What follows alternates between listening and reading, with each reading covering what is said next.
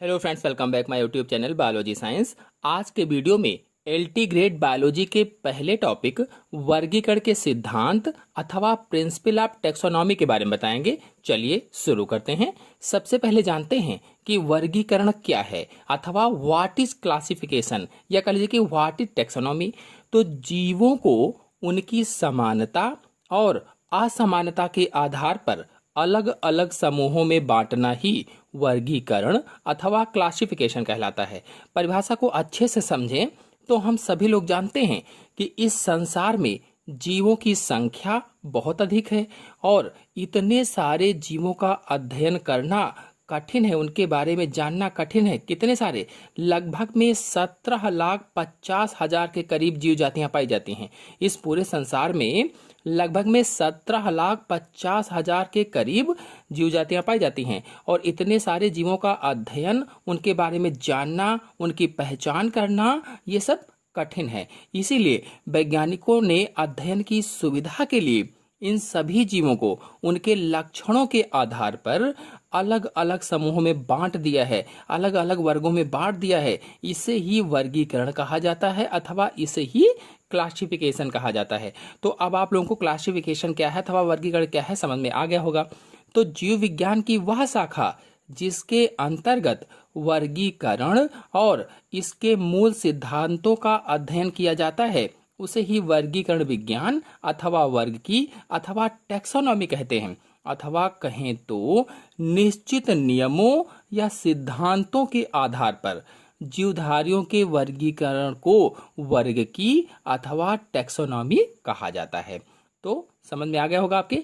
तो टैक्सोनॉमी जो है ये ग्रीक शब्द जो दो शब्द हैं, टैक्सिस और नोमोस। टैक्सिस और नोमोस ये ग्रीक शब्द हैं। इन दो शब्दों से मिला करके टैक्सोनॉमी शब्द बना हुआ है, जिसमें जो टैक्सिस है इसका अर्थ है व्यवस्था अथवा क्रम में रखना, व्यवस्था या क्रम में रखना। और जो नोमोस है, नोमोस का अर्थ है नियम अथवा सिद्धांत। अब यदि प्रश्न पूछा जाए कि टैक्सोनॉमी शब्द किस भाषा के शब्द से मिलकर बना हुआ है, तो बताएंगे ग्रीक भाषा के शब्द से, ग्रीक। और यदि ऑप्शन में ग्रीक भाषा ना हो, यूनानी भाषा लिखा हो या यूनानी लिखा हो, तो क्या लिखेंगे? तो यूनानी टिक कर देंगे, क्योंकि ग्रीक का मतलब ही होता है यूनानी। आप लोगों को बता दें कि अरस्तु ने सभी जीवधारियों को दो समूहों में बांटा। दो कौन कौन से समूह थे? एनिमल और प्लांट्स, यानी जंतु और पादप। जीवधारी का मतलब होता है कि वो पौधा भी हो सकता है, कोई जंतु भी हो सकता है। तो अरस्तु जो थे इन्होंने दो समूहों में समस्त जीवधारियों को बांटा, एनिमल और प्लांट। थियोफ्रेस्टस जो थे, थियोफ्रेस्टस ने अपनी पुस्तक हिस्टोरिया प्लांटेरम, पुस्तक का नाम भी याद रखेंगे, कहीं से भी प्रश्न बन सकता है। थियोफ्रेस्टस ने अपनी पुस्तक हिस्टोरिया प्लांटेरम में लगभग 480 तरह के पौधों का वर्गीकरण किया है। कितने? 480 तरीके के पौधों का वर्गीकरण किया है। इसीलिए इन्हें वनस्पति विज्ञान का जनक कहा जाता है अथवा फादर ऑफ बॉटनी कहा जाता है। फादर ऑफ बॉटनी किसे कहते हैं? थियोफ्रेस्टस को। अगर फादर ऑफ जूलॉजी पूछा जाए तो अरस्तु को कहा जाता है। और थियोफ्रेस्टस ने क्या किया था? अपनी पुस्तक, इनकी पुस्तक का नाम हिस्टोरिया प्लांटेरम में लगभग 480 तरीके के पौधों का वर्गीकरण किया। इसीलिए इन्हें वनस्पति विज्ञान का जनक या फादर ऑफ बॉटनी कहा जाता है। और जो जॉन रे थे, जॉन रे ने सबसे पहले स्पेसीज शब्द का प्रयोग किया था, स्पेसीज। और वर्गीकरण अथवा क्लासिफिकेशन की वर्तमान प्रणाली के जन्मदाता स्वीडन के प्रसिद्ध वैज्ञानिक, कहाँ के थे? स्वीडन के प्रसिद्ध वैज्ञानिक थे कैरोलस लीनियस। आधुनिक वर्गीकरण कह लीजिए एक तरह से, यानी वर्तमान प्रणाली के जन्मदाता वर्गीकरण के कौन है? कैरोलस लीनियस हैं। इन्होंने अपनी पुस्तक सिस्टेमा नेचुरी में, इनकी पुस्तक का नाम सिस्टेमा नेचुरी था, तो सिस्टेमा नेचुरी में आधुनिक वर्गीकरण को एक्सप्लेन किया है, उसकी व्याख्या की है। इसीलिए इन्हें वर्गीकरण विज्ञान का जनक कहा जाता है। वर्गीकरण विज्ञान के जनक कौन है? तो कैरोलस लीनियस हैं। अथवा फादर ऑफ टैक्सोनॉमी कौन है? तो father of taxonomy Carolus Linnaeus को कहा जाता है। सभी पॉइंट को अच्छे से समझते रहिए, कहीं से भी प्रश्न बन सकता है, कहीं से भी प्रश्न पूछा जा सकता है। इसके बाद जो फ्रांस के वैज्ञानिक जॉर्ज कुवियर थे, जॉर्ज कुवियर ने जंतुओं को संघों या फाइला में बांटा, संघों अथवा फाइला में। हर संघ या फाइलम को वर्गों में बांटा। वर्गों यानी हर संघ को क्लास में बांटा। किसने बांटा था? तो जॉर्ज कुवियर ने बांटा था। जॉर्ज कुवियर ने। याद रखेंगे। आपको बता दें कि जीवों को वर्गीकृत करने के 4 चरण होते हैं। वर्गीकृत करने के 4 चरण। 4 स्टेप ऑफ क्लासिफाई ऑर्गेनिजम्स। पहला पहचान अथवा आइडेंटिफिकेशन होता है। इसके अंतर्गत जीवों के नाम व स्थान की पहचान करना होता है। जीवों के नाम और स्थान की पहचान यानी पहचान हो गया या आइडेंटिफिकेशन हो गया। और दूसरा है वर्गीकरण या क्लासिफिकेशन। इसके अंतर्गत पहचान के बाद उनको विभिन्न वर्गों में बांटना होता है। और जो नामकरण है तीसरा वाला, यह नामकनेचर है। तो इसमें क्या होता है कि नामकरण के अंतर्गत जीव का वैज्ञानिक नाम रखा जाता है। और चौथा है वर्ग की पदानुक्रम। तो इसमें वर्गीकरण की व्याख्या तथा क्रम को बनाया जाता है। आजकल के वैज्ञानिक आइडेंटिफिकेशन, क्लासिफिकेशन और नामकनेचर को वर्गीकरण का आधार मानते हैं। जो पहला ऑप्शन है, दूसरा है, तीसरा है, जो 3 पॉइंट मैंने शुरुआत के बताए हैं, पहचान, वर्गीकरण और नामकनेचर। तो आजकल के वैज्ञानिक क्या मानते हैं? इन तीनों को वर्गीकरण का आधार मानते हैं, बेस मानते हैं। अच्छा, तो इस वर्गीकरण की आवश्यकता क्यों पड़ी? इस वर्गीकरण की जरूरत क्यों पड़ी? यानी क्लासिफिकेशन की नीड क्यों हुई? यदि ये पूछा जाए तो बताएंगे कि हम सभी लोग जानते हैं कि विश्व भर में ना जाने कितने जीव हैं और उनकी आकृति, आकार, भार आदि सब कुछ अलग अलग है। हर एक जीव का अलग अलग होता है। अतः उनकी पहचान को याद रखना संभव नहीं है। इसीलिए अध्ययन की सुविधा यानी अध्ययन और सुविधा के लिए वर्गीकरण की आवश्यकता पड़ी। और यदि आप पूछा जाए कि वर्गीकरण से हमें क्या क्या लाभ होते हैं तो क्या बताएंगे? तो बताएंगे कि वर्गीकरण से अध्ययन की सुविधा होती है, उनके बारे में स्टडी करना आसान होता है, कन्वेंस ऑफ स्टडी सरल हो जाता है। और दूसरा है विकास क्रम व प्रमाण का ज्ञान हो जाता है। उनका विकास क्रम क्या है, उनका प्रमाण क्या है, इसका ज्ञान हो जाता है। यानी नॉलेज ऑफ एवोल्यूशन प्रोसेस हो जाती है। और फिर तीसरा है नए जीवों की खोज हो पाई। जो वर्गीकरण हुआ इससे नए जीवों की खोज हो पाई, डिस्कवरी ऑफ न्यू ऑर्गेनिज्म हुआ। फिर संयोजक कड़ियों का पता चला। वर्गीकरण के माध्यम से, क्लासिफिकेशन के माध्यम से जो नॉलेज ऑफ कनेक्टिव लिंक्स थे, उन कनेक्टिव लिंक्स के बारे में जानकारी हुई, संयोजक कड़ियों का पता चला। फिर अगला है अनुकूलन का ज्ञान हुआ, यानी नॉलेज ऑफ एडाप्टेशन हुआ। और फिर अगला है संग्रहालयों में जीवों के रख रखाव में आसानी हुई। जो संग्रहालय थे उसमें जीवों को रखने में आसानी हुई, कौन सा जीव कहाँ रखना है उसको अच्छी तरह से जानकारी हो गई। Helpful in preservation of organism in museum. और फिर नेक्स्ट है समानताओं व विभिन्नताओं के कारणों का पता चला। कौन कौन सी समानताएं हैं उनमें, कौन कौन सी वेरिएशंस है, विभिन्नताएं हैं, इन सब कारणों का, इनका रीजन का पता चला। चलिए अब जानते हैं कि वर्गीकरण की पद्धतियां कौन कौन सी हैं, सिस्टम ऑफ क्लासिफिकेशन कौन कौन से हैं। तो वर्गीकरण की पद्धतियों में सबसे पहली पद्धति है कृत्रिम पद्धति या आर्टिफिशियल सिस्टम कहा जाता है। और दूसरी पद्धति है नेचुरल सिस्टम यानी प्राकृतिक पद्धति। तीसरी है जातिवृत्तीय पद्धति या फाइलोजेनेटिक सिस्टम। तो इनमें से जो कृत्रिम पद्धति है अथवा आर्टिफिशियल सिस्टम है, इसके बारे में थोड़ी सी इंपॉर्टेंट सी जानकारी हम प्राप्त कर लेते हैं। यह वर्गीकरण की सबसे सरल पद्धति है। जो कृत्रिम पद्धति है, आर्टिफिशियल सिस्टम है, ये वर्गीकरण की सबसे सरल पद्धति है। और इसमें से अगर पहले पॉइंट को देखा जाए तो इसके अनुसार जंतुओं को उनके आकार, आकृति पर पौधों का वर्गीकरण किया गया है। यानी इसमें क्या किया गया है कि जंतुओं को उनके आकार और आकृति के आधार पर वर्गीकृत किया गया है, क्लासिफाई किया गया है। जैसे हर्ब, सर्ब, ट्रे। यानी हर्ब का मतलब क्या है? शाक। सर्ब का मतलब क्या है? झाड़ी। और ट्री का मतलब क्या है? वृक्ष। तो इनमें वर्गीकृत किया गया है। और इसी तरह से दूसरी है जीवन अवधि के आधार पर पौधों का वर्गीकरण। जीवन अवधि उनकी क्या है, इसके आधार पर पौधों का वर्गीकरण किया गया है।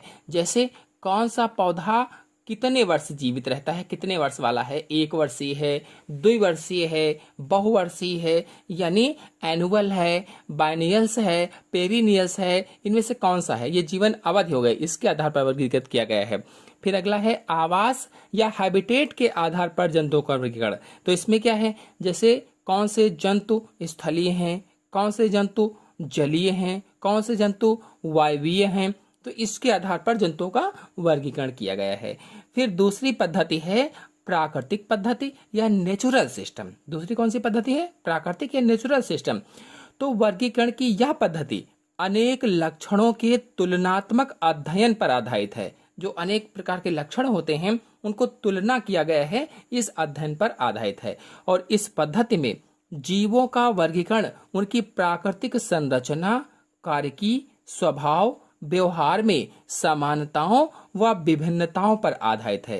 यानी इस पद्धति में, किस पद्धति में? प्राकृतिक पद्धति में जो जीवों का वर्गीकरण किया गया है, जो उनका क्लासिफिकेशन किया गया है, उनकी प्राकृतिक स्ट्रक्चर को देख करके, नेचुरल स्ट्रक्चर को देख करके, उनकी कार्यकी क्या है, वो कैसे कार्य करते हैं, उनका स्वभाव कैसा है, व्यवहार कैसा है, उसमें क्या समानताएं हैं, क्या वेरिएशंस हैं, क्या विभिन्नताएं हैं, इस पर आधारित है। और इस पद्धति को जॉन रे ने प्रस्तुत किया था। प्राकृतिक पद्धति को, नेचुरल सिस्टम को किसने विकसित किया, किसने प्रस्तुत किया? तो जॉन रे ने प्रस्तुत किया था। और वर्तमान में इस पद्धति का उपयोग अधिक होता है। जो ये पद्धति है नेचुरल वाली, इसका प्रयोग अधिक हो रहा है वर्तमान में। फिर तीसरी पद्धति है जात वृत्तीय पद्धति या पॉलीजेनेटिक सिस्टम। तो किसी भी जाति के विकासीय क्रम को जातिवृत्त या पॉलीजेनी कहा जाता है। पॉलीजेनी क्या है? कोई भी जाति है उसका जो विकास का क्रम होता है उसे ही जातिवृत्त कहा जाता है अथवा पॉलीजेनी कहा जाता है। और विकास के आधार पर जीवों के वर्गीकरण को जातिवृत्तीय वर्गीकरण कहा जाता है। अगर विकास के आधार पर उनका वर्गीकरण किया गया है तो क्या हो गया कि जातिवृत्तीय वर्गीकरण हो गया। लैमार्क के अनुसार जाति क्रमिक रूप से धीरे धीरे बदलकर नई जाति का विकास करती है। और डार्विन ने क्या बताया था? डार्विन ने अपने प्राकृतिक वर्ण के द्वारा जातियों की उत्पत्ति का सिद्धांत दिया था। एंगलर, प्रेंटल, हचिंसंस आदि कुछ वैज्ञानिकों ने पादप जगत को जातिवृत्त के आधार पर वर्गीकरण करने का प्रयास किया था। आइए जानते हैं वर्गीकरण की इकाइयां कौन कौन सी हैं, यूनिट्स ऑफ क्लासिफिकेशन कौन कौन से हैं। तो वैज्ञानिक कैरोलस लिनियस ने जंतुओं के वर्गीकरण के लिए 7 प्रमुख क्रमबद्ध समूह नामों का प्रयोग किया है। कौन कौन से हैं? पहला है जाति अथवा स्पेसीज अथवा इसे ही प्रजाति कहा जाता है। दूसरा है वंश अथवा जीनस अथवा इसे ही श्रेणी भी कहा जाता है। सभी नाम को याद रखिएगा। तीसरा है कुल अथवा इसे ही कुटुंब कहा जाता है, अंग्रेजी में फैमिली कहते हैं। चौथा है गण अथवा आर्डर। और फिर पांचवा है वर्ग अथवा क्लास। फिर छठा है संघ या फाइलम अथवा इसे ही समुदाय भी कहा जाता है। और सातवां है जगत अथवा किंगडम। तो कुल मिलाकर के 7 प्रमुख हो गए। किसने?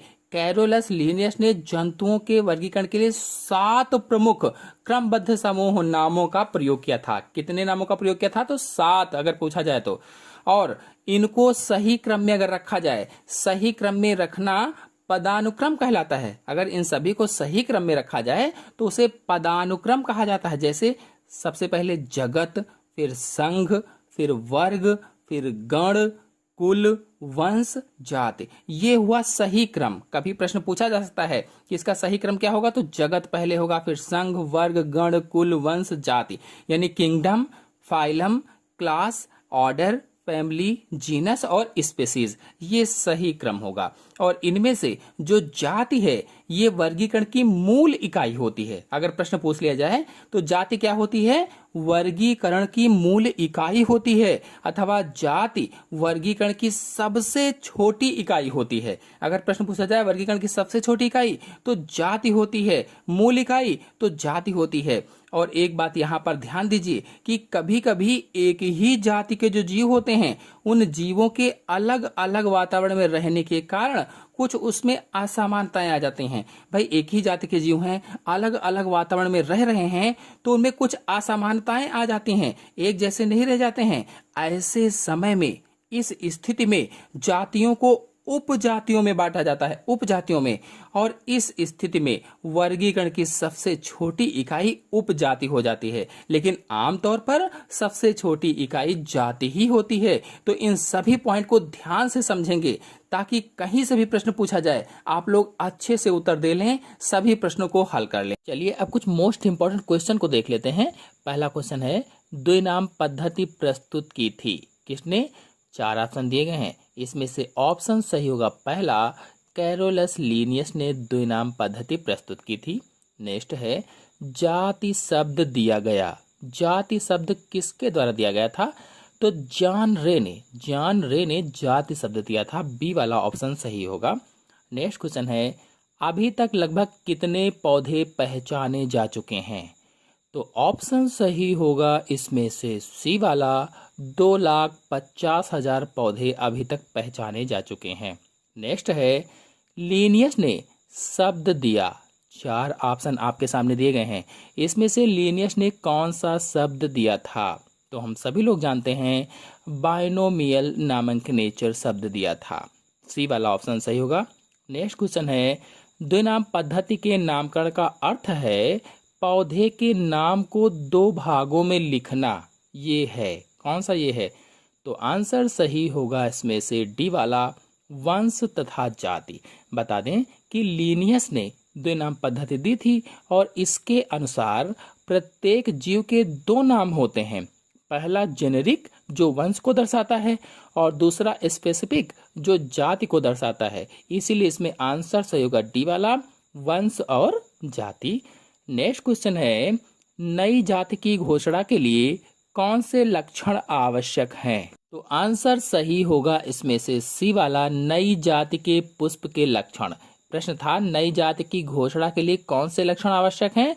तो नई जाति के जो पुष्प के लक्षण होते हैं वो आवश्यक होते हैं। नेक्स्ट क्वेश्चन है, वर्गीकरण की सबसे बड़ी इकाई है। सबसे बड़ी इकाई पूछा गया है, तो सबसे बड़ी इकाई क्या होती है? किंगडम होती है अथवा जगत होती है, जगत। नेक्स्ट क्वेश्चन है, वर्गीकरण का कौन सा शब्द किसी भी समूह को बताने के लिए प्रयोग में आता है?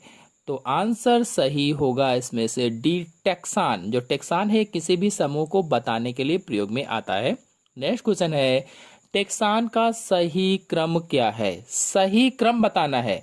4 ऑप्शन दिए गए हैं और इसमें सही क्रम होगा, आंसर सही होगा बी वाला, डिवीजन में वर्ग, गण, कुल, ट्राइब, वंश, जाति, ये वाला सही क्रम होगा। नेक्स्ट क्वेश्चन है, टेक्सान का अर्थ है। टेक्सान का अर्थ क्या है? तो इसमें से आंसर सही होगा सी वाला, समान लक्षणों वाले पौधों का समूह, जैसे फाइलम है, स्पीसीज है, फैमिली है आदि। तो समान लक्षणों वाले पौधे के समूह को ही टेक्सान कहा जाता है। नेक्स्ट है, वंश समूह है समान तथा संबंधित, तो किसका? जाति का है, जाति का। नेक्स्ट क्वेश्चन है, कार्ल लिनियस थे, तो स्वीडिश वैज्ञानिक थे, स्वीडन के प्रसिद्ध वैज्ञानिक थे कार्ल लिनियस।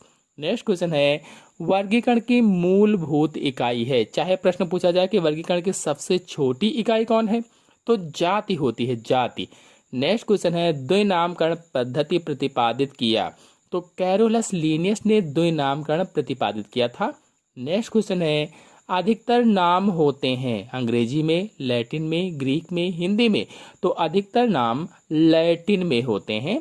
नेक्स्ट क्वेश्चन है, सिस्टेमेटिक्स शब्द दिया था। सिस्टेमेटिक्स शब्द जॉन हक्सले ने दिया था, आंसर सही होगा डी वाला। नेक्स्ट क्वेश्चन है, टर्की के फ्लोरा में प्रयोग किया गया वर्ग की सूत्र दिया गया किसके द्वारा? तो हेज व लेमंड ने दिया था, हेज व लेमंड ने, बी वाला ऑप्शन सही होगा। तो आशा है आप सभी लोगों को वीडियो पसंद आया होगा और वीडियो समझ में भी आया होगा। वीडियो पसंद आया हो, समझ में आया हो तो वीडियो को लाइक और शेयर कीजिए।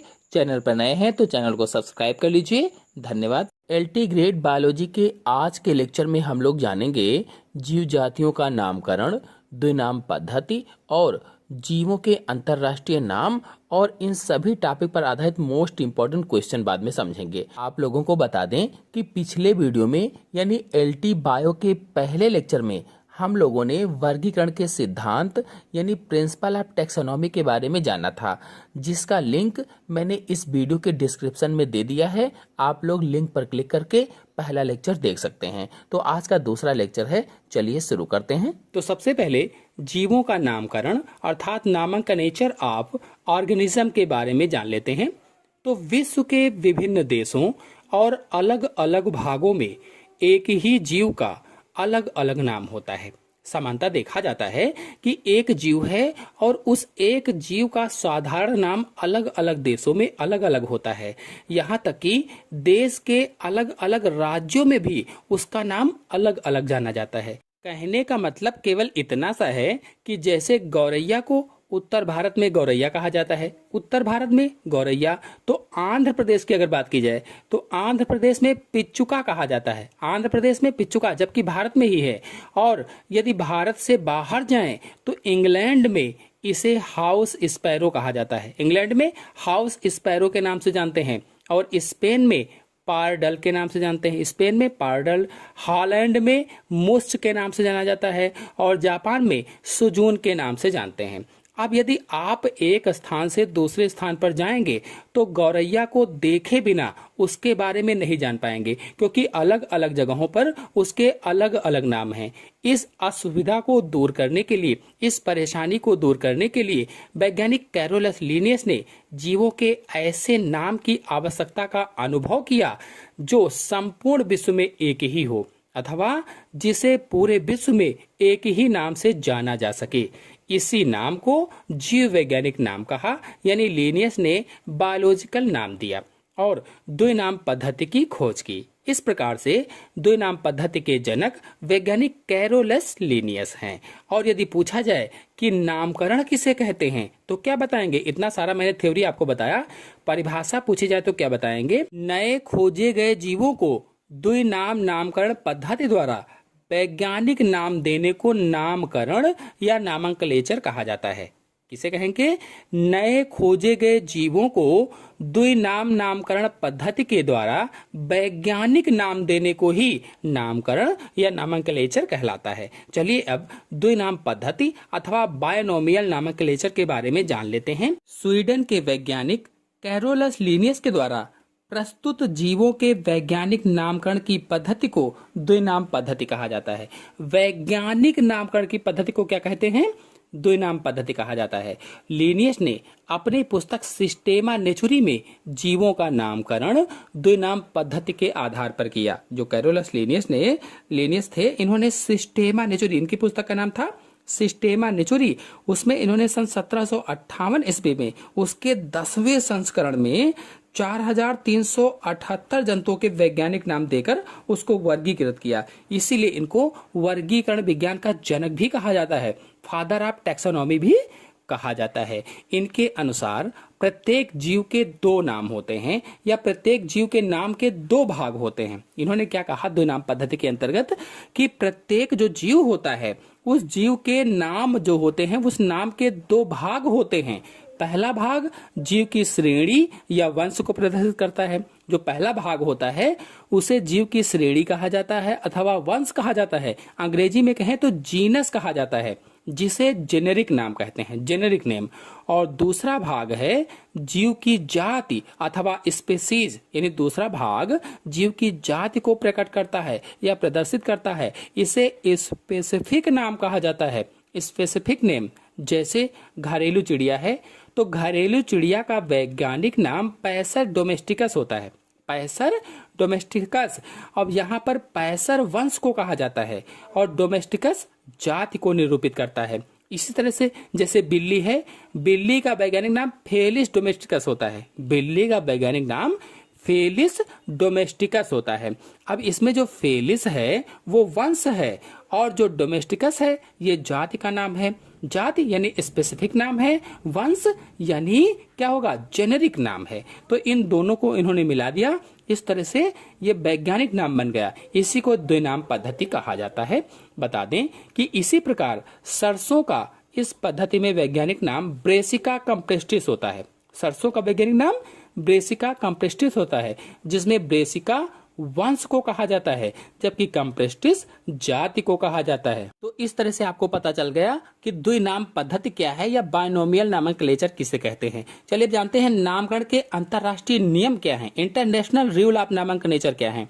तो जीव जातियों के नामकरण के लिए लिनियस की द्विनाम पद्धति के अनुसार कुछ अंतरराष्ट्रीय नियमों को मान्यता दी गई है, जिससे प्रत्येक जाति का विश्व भर में एक ही नाम हो। तो इसके अनुसार क्या क्या है? पहला नियम है कि किसी भी प्राणी या पादप का वैज्ञानिक नाम लैटिन भाषा से व्युत्पन्न होना चाहिए।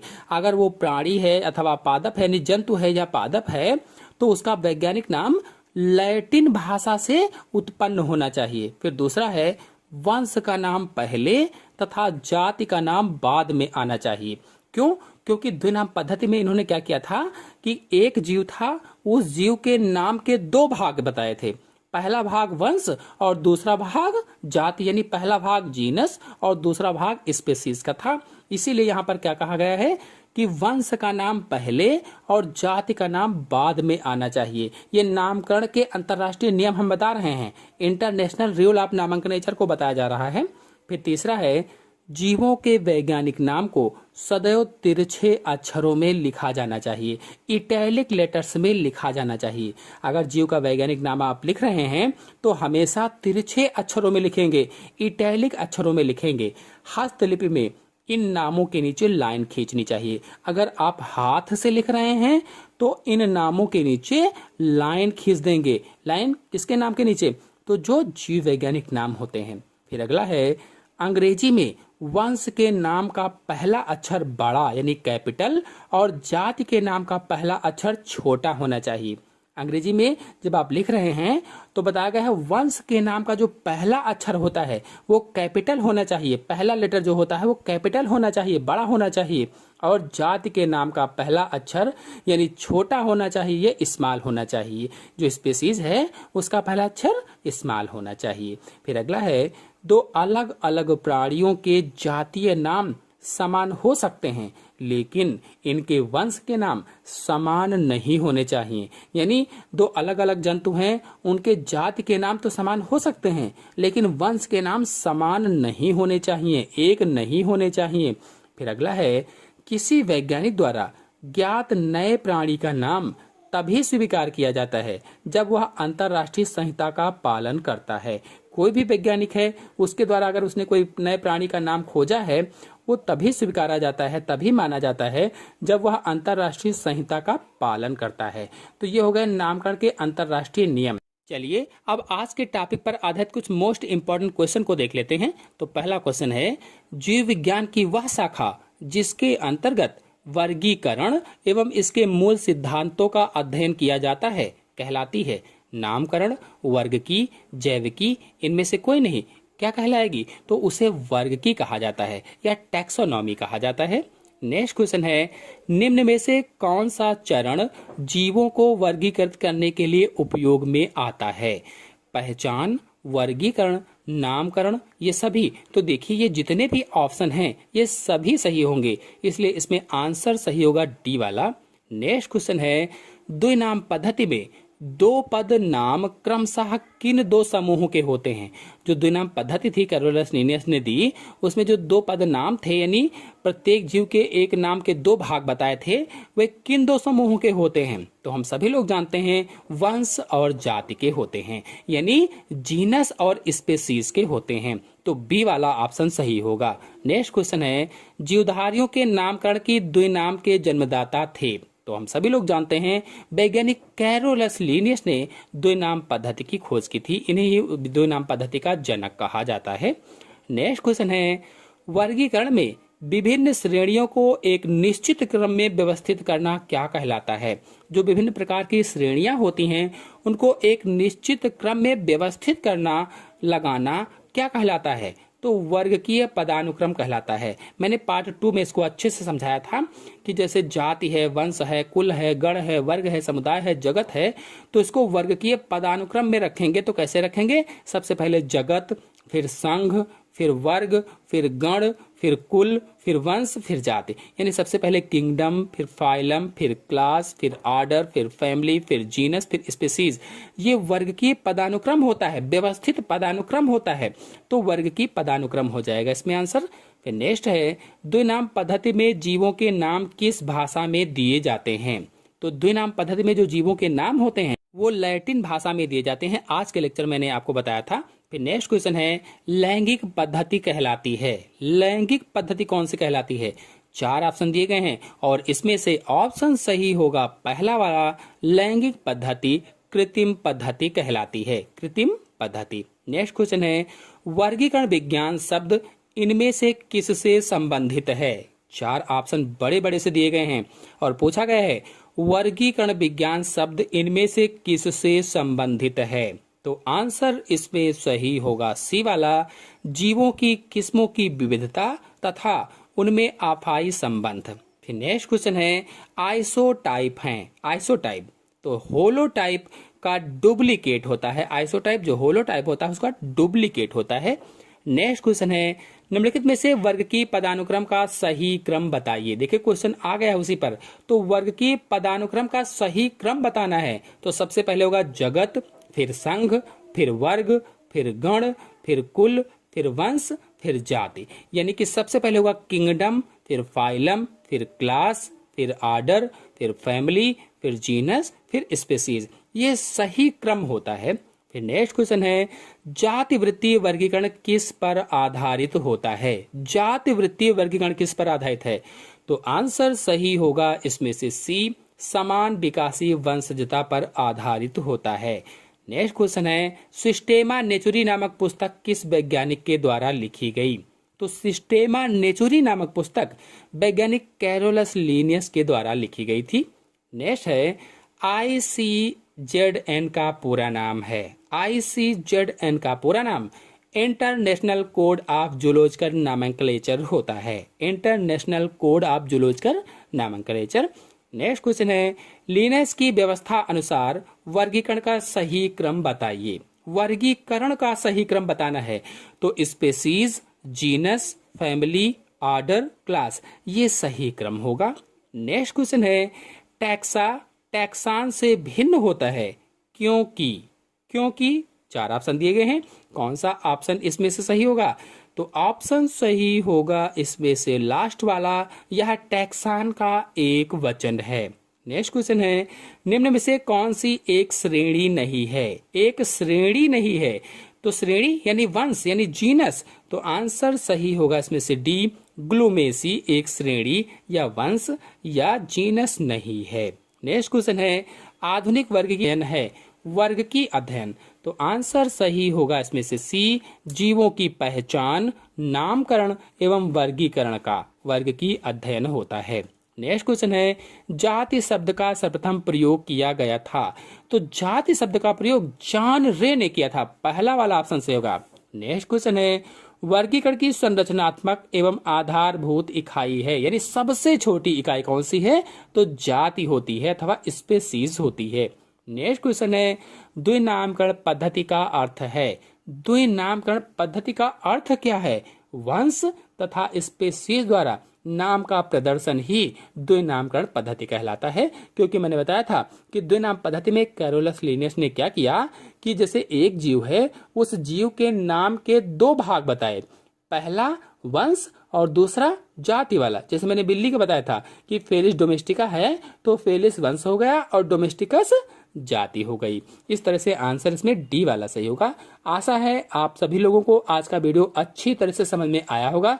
अच्छी तरह से समझ में आया हो तो वीडियो को लाइक और शेयर कीजिए। चैनल पर नए हैं तो चैनल को सब्सक्राइब कर लीजिए। धन्यवाद। मल्टीग्रेड बायोलॉजी क्लास के आज के वीडियो में आप सभी लोगों का स्वागत है।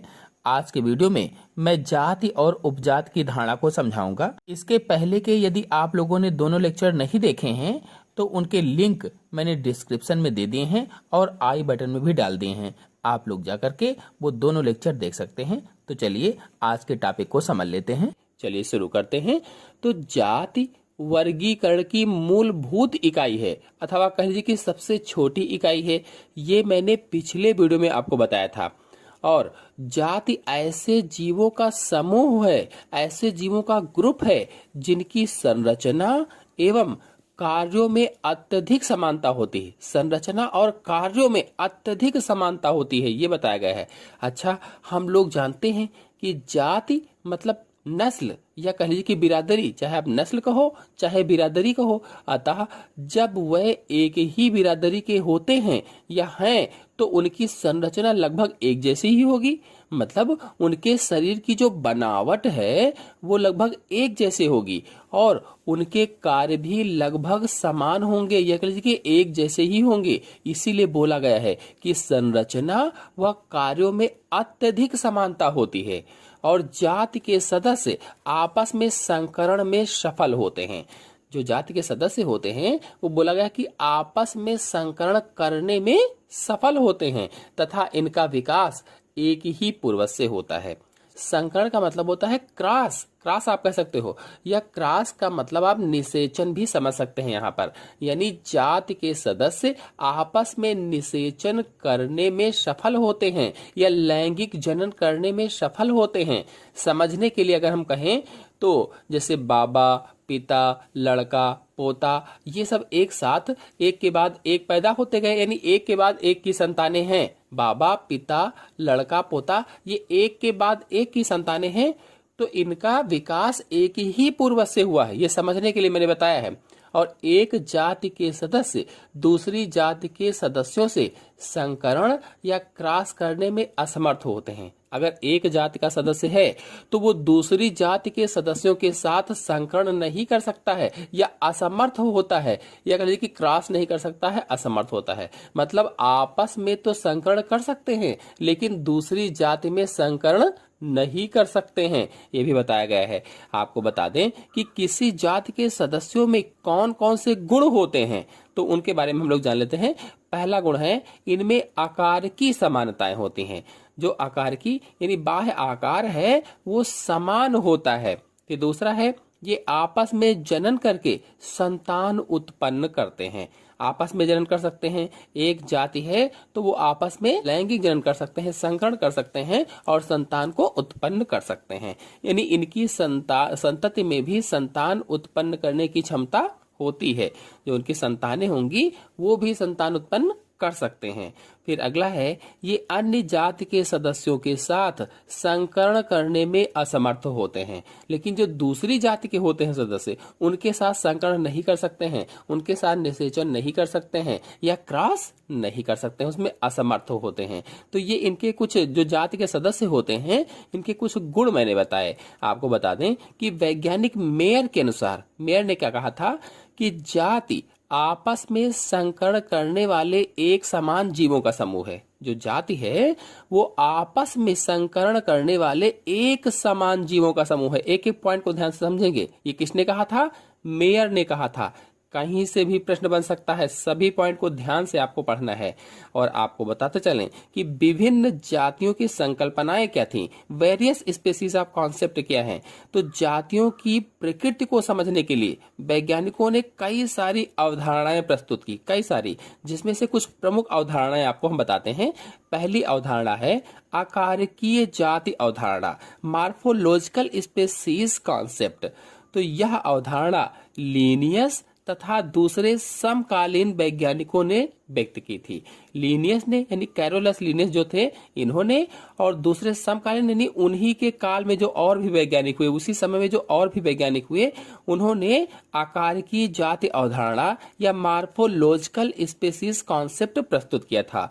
और इस अवधारणा के अनुसार जीवों के एक समान समूह को जाति कहा जाता है। इस अवधारणा में लीनियस ने क्या बताया कि जीवों के एक समान समूह को जाति कहते हैं, जबकि मेयर ने भी लगभग में यही बताया था कि जाति आपस में संकरण करने वाले एक समान जीवों का समूह है। और इन्होंने भी यही बताया कि जीवों के एक समान समूह को जाति कहते हैं। फिर दूसरी अवधारणा है जैव वैज्ञानिक जाति अवधारणा, बायोलॉजिकल स्पेसीज कॉन्सेप्ट। यह अवधारणा मेयर तथा दूसरे वैज्ञानिकों के द्वारा व्यक्त की गई थी। मेयर और उनके साथ में जो अन्य दूसरे वैज्ञानिक थे उन्होंने कौन सी अवधारणा व्यक्त की? Biological species concept. और इस अवधारणा के अनुसार जाति आपस में जनन करने वाले जीवों का समूह होता है। इन्होंने क्या बताया कि जो जाति होती है वो आपस में जनन करने वाले जीवों का समूह है, जीवों का ग्रुप है, ऑर्गेनिज्म का ग्रुप है। फिर तीसरी अवधारणा है जीनिक जाति अवधारणा, यानी जेनेटिक स्पेसीज कॉन्सेप्ट। तो यह अवधारणा आधुनिक वैज्ञानिकों के द्वारा जीवों के विकासवाद, पॉइंट को ध्यान देंगे, कौन सी अवधारणा, जेनेटिक स्पेसीज कॉन्सेप्ट जो है या जीनिक जाति अवधारणा जो है, यह अवधारणा जीवों के विकासवाद के बाद व्यक्त की गई थी, विकासवाद के बाद में। और इस अवधारणा के अनुसार जो जाति है ये इंटरब्रीडिंग करने वाले जीवों की या ऑर्गेनिज्म के ऐसे ग्रुप होते हैं जिसमें समान जीन पूल पाए जाते हैं, सेम जीन पूल पाए जाते हैं। तो इस प्रकार से 3 अवधारणाएं मैंने आपको बताई। अब इन अवधारणाओं के आधार पर कैसे लक्षणों वाले जीवों के समूह को जाति कहेंगे, तो कौन कौन से लक्षण होंगे तो उनको जाति कहेंगे। तो पहला है इसके सदस्यों के बीच में अंतरा प्रजनन पाया जाता है, यानी ऐसे जीवों के समूह को जाति कहेंगे जिसमें अंतरा प्रजनन पाया जाता है, इंटरब्रीडिंग पाई जाती है। फिर दूसरा है इस समूह में एक समान जीन समूह पाया जाता है, एक समान जीन समूह यानी सेम जीन पूल पाया जाता है जिसमें स्वतंत्र रूप से जीन का अभिवन होता है, असॉर्टमेंट होता है। फिर तीसरा है इस समूह में वातावरण के अनुसार अनुकूलन और प्राकृतिक चयन चलता रहता है। जो जाति समूह होता है उसमें वातावरण के अनुसार एडॉप्टेशन और नेचुरल सिलेक्शन होता रहता है। फिर अगला है इन जातियों या समूहों में जैव विकास द्वारा नई जातियों को उत्पन्न करने की क्षमता पाई जाती है। तो इन सब चीजों को देखते हुए इस प्रकार से हम कह सकते हैं कि जाति आकारिकी रूप से समान लक्षणों वाले जीवों की वह समिष्टि होती है, वह ग्रुप होता है जो अन्य जीवों के समूहों से आनुवांशिक रूप से भिन्न तथा जननीय रूप से पृथक होती है। फिर आइए जानते हैं उपजाति के बारे में, उपजाति या सब स्पेसीज के बारे में। किसी जाति की भौगोलिक कारणों से अलग हुई स्थानीय समष्टियों के समूहों को उपजाति कहा जाता है। अर्थ यह हुआ कि कभी कभी एक ही जाति के जीव जब अलग अलग वातावरण में रहने लगते हैं, अलग अलग वातावरण में रहते हैं तो उनमें कुछ असमानताएं आ जाती हैं, कुछ वेरिएशंस आ जाते हैं, कुछ विभिन्नताएं आ जाती हैं। ऐसे समय में जातियों को उपजातियों में बांटा जाता है, या कहिए कि उन्हें उपजातियां कहा जाता है। इन उपजातियों के अलग अलग समूहों में आनुवांशिक अंतर होते हैं, मतलब जेनेटिक डिफरेंस होते हैं, लेकिन ये अंतर कैसे, बहुत ही सूक्ष्म होते हैं, अति सूक्ष्म होते हैं। इसीलिए कहा गया किंतु ये अंतर इतने सूक्ष्म होते हैं कि उनमें पारस्परिक जनन संभव है, और इतने सूक्ष्म है कि पारस्परिक जनन संभव है और उनसे जनन सक्षम संकर उत्पन्न होते हैं। इस प्रकार से अगर उपजाति का विकासीय महत्व देखा जाए तो कैसे उपजाति बनी, कैसे इसका विकास हुआ, तो एक जाति के सदस्य थे वे अलग अलग वातावरण में रहने लगे, अलग अलग भौगोलिक क्षेत्र में रहने लगे, तो धीरे धीरे से उसमें अंतर आने लगा, जीन पूल में परिवर्तन होने लगा और धीरे धीरे करके वे इतने अंतर आ गए कि उनमें प्रजनन संभव नहीं हो सकता था। एक ही जाति के हैं लेकिन अलग अलग वातावरण में रह रहे हैं, इसलिए उसमें प्रजनन नहीं हो सकता है। इसीलिए उसे क्या कहा गया कि उपजाति कहा गया। मतलब प्रत्येक समिष्टि एक उपजाति या भौगोलिक प्रजाति बना लेती है। इसीलिए उपजाति जाति के विकास में पहला पद होता है। उपजाति जो होती है वो जाति के विकास में पहला पद होता है। इस तरह से उपजाति का विकास हो जाता है। तो उपजाति और जाति की अवधारणा को आपने समझा। चलिए इस पर आधारित कुछ प्रश्नों को समझ लेते हैं। पहला प्रश्न है, जाति अमाप से निर्धारित नहीं होती, यह है नियम संख्या या किस नियम संख्या के अंतर्गत आता है? तो 4 ऑप्शन आपके सामने दिए गए हैं और इसमें से ऑप्शन सही होगा सी वाला 260। नेक्स्ट क्वेश्चन है, जाति शब्द दिया, जाति शब्द किसने दिया था? तो सभी लोग जानते हैं जॉन रे ने जाति शब्द को दिया था, स्पेसीज शब्द को दिया था। नेक्स्ट क्वेश्चन है, वर्गीकरण की मूलभूत इकाई है, तो वर्गीकरण की मूलभूत इकाई जाति होती है। नेक्स्ट क्वेश्चन है, वंश समूह है समान तथा संबंधित, वंश समूह है समान तथा संबंधित, किससे समान और संबंधित है? तो आंसर इसमें सही होगा पहला, जाति से समान एवं संबंधित है। नेक्स्ट क्वेश्चन है, वर्गीकरण की सबसे छोटी इकाई कौन सी है? देखिए, इस तरह से भी प्रश्न पूछा जा सकता है। तो वर्गीकरण की सबसे छोटी इकाई कौन सी होगी? सबसे छोटी इकाई जाति होती है। अगर सबसे बड़ी इकाई पूछा जाता तो सबसे बड़ी इकाई किंगडम होती है। किंगडम यानी जगत होती है। आप सभी लोगों को जाति और उपजाति की अवधारणा अच्छी तरह से समझ में आ गई होगी। आज के अंक में इतना ही। अगले अंक की जानकारी के लिए मेरे चैनल को सब्सक्राइब कर लीजिए और साथ में बेल आइकन को भी प्रेस कर लीजिए ताकि आने वाले अगले वीडियो की नोटिफिकेशन आपको सबसे पहले प्राप्त हो जाए। धन्यवाद।